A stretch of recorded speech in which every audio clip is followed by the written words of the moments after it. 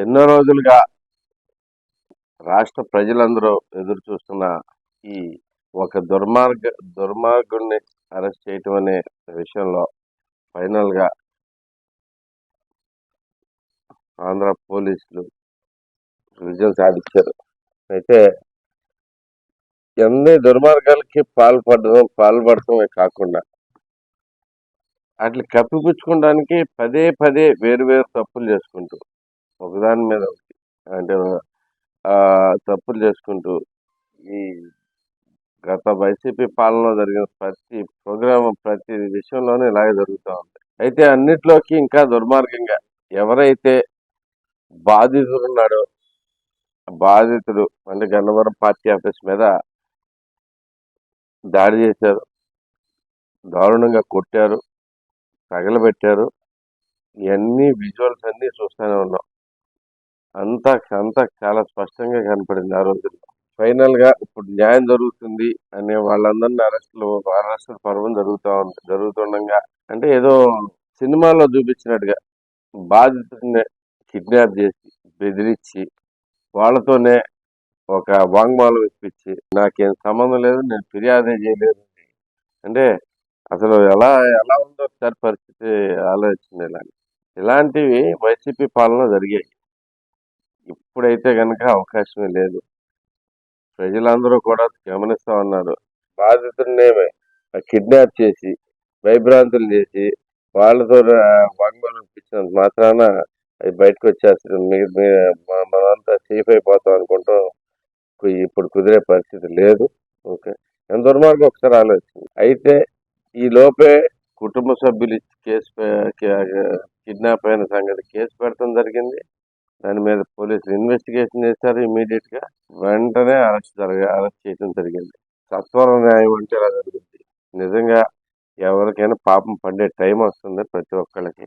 ఇది నిజంగా దుర్మార్గం మీద పోలీసులు పైచేయి సాధించారు. ఇలాంటివి అనేకం జరగబోతున్నాయి. ఈ ప్రభుత్వం వచ్చిన తర్వాత ఏదో ఒక అరెస్ట్ చేయాలని ఎవరినో బాగా హింసించాలని చూడట్లేదు. ఎప్పుడైతే నిజంగా అన్యాయం జరిగిందో దాని మీద పూర్తి ఆధారాలు ఉన్నాయో ఆధారాలను బట్టి అరెస్టులు కానీ మిగతా కేసులు పెట్టడం కానీ జరుగుతూ ఉంది. సో తప్పకుండా మిగతా అన్ని చోట్ల కూడా ఇదే న్యాయం జరుగుతుందని చెప్పేసి మా గుడివాడ ప్రజలు కూడా ఎదురు చూస్తూ ఉన్నారు. దాని గురించి కూడా అతి త్వరలోనే న్యాయం జరుగుతుందని ఆశిస్తూ ఉన్నాం. Thank you very much. Red book Gudivada రాలేదండి లోకేష్ గారు. మెయిన్ టార్గెట్ కాదండి, మెయిన్ తప్పులు వీళ్ళు ఎక్కువ చేస్తున్నారు కాబట్టి వీళ్ళు ఆటోమేటిక్ గా బుక్ లోనే ఉంటాయి. అంటే ఎవరో వచ్చి స్పెషల్ గా లేనిపోని కేసులు పెట్టాల్సిన అవసరం ఏం లేదు. ఎందుకంటే వీళ్ళు చేసిన దుర్మార్గాలన్నీ ఎదుర్కొనడానికి కనపడతా ఉన్నాయి. ఇక్కడ గుడివాడలో అయినా కానీ మీరు అనేకమైన దుర్మార్గాలు జరిగి ఉన్నాయి. వాటిలన్నిటి మీద కూడా యాక్షన్ త్వరలోనే వస్తుందని చెప్పి ఆశిస్తాం.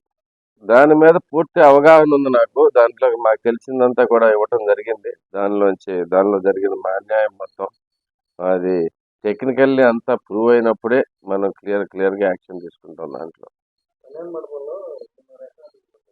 దాని మీద కూడా కంప్లైంట్ ఇచ్చి ఉన్నాను దీనికి. సో బాధితులందరికీ ప్రతి ఒక్కటి బయటకు వచ్చేస్తుంది. పంచాయతీ రిజర్వ్ స్థలాలు కాదు, మొత్తం అన్నిటినీ వెనక్కి తీసుకున్నాం. దాని మీద ఇంకా వేరే ఆరోపణలు కూడా ఉన్నాయి. వాటిలన్నిటి మీద కూడా విచారణ చేయాలని చెప్పి అడిగాను. సో దాని మీద కూడా త్వరలోనే విచారణ స్టార్ట్ అవుతుందని ఆశిస్తున్నాను. మొత్తం మీద కూడా యాక్షన్ తీసుకోవడానికి మన మధ్య క్లియర్ గా స్టార్ట్ చేసుకుని వస్తున్నారు. జరిగిన ప్రతి అన్యాయాన్ని ఒక పద్ధతి ప్రకారం చూసుకుంటా, అంటే ఏదో జరిగిందని రాగానే ఆరోపణల మీద పని చేసుకుంటూ కాకుండా ప్రతి విషయాన్ని కూలంకషంగా క్లియర్ గా అర్థం చేసుకుని దాంట్లో ఏం తప్పు ఉంది, ఎలా చేసి ఉండాల్సింది, ఎందుకు చేశారు అనేది కూడా పూర్తి అవగాహన తోటి చేయబోతున్నాం. వీటన్నిటి మీద యాక్షన్ ఉంటుంది త్వరలో.